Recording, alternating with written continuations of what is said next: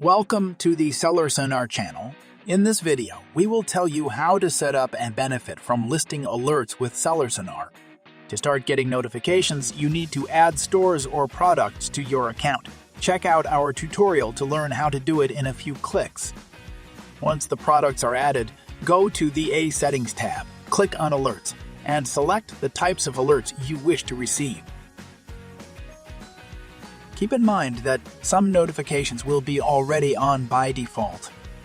For your convenience, all alerts are grouped into several categories: product listing, best seller badges and category change, hijacker sales, listing issues, and reviews.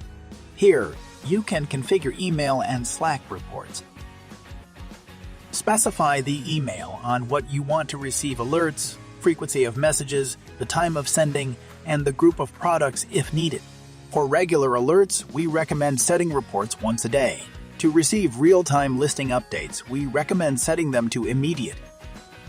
If you want to receive some alerts daily and others immediately, set a daily report here and critical alerts in the setup table.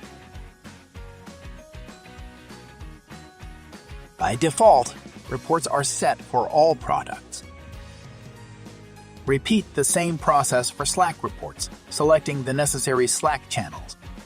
You can divide your products into groups on the Our Products page to set different alerts for various groups. You can also assign different emails and Slack channels to your groups in this manner. Moreover, if your plan is Pro or above, you can set up notifications for competitor products. For adding competitors, check out our quick tutorial. Next, go to Setup. Choose the competitors group and turn on the necessary notifications. These settings will be saved automatically. Choose the emails and Slack channels on which you want to receive these alerts. Well done! You've successfully set up your SellerSonar notifications. On the Alerts page, you can see the entire list of alerts, with critical ones marked in red. To check the details of the alert, just click on it. You will also see our comprehensive tips on why the issue occurred and how to fix it.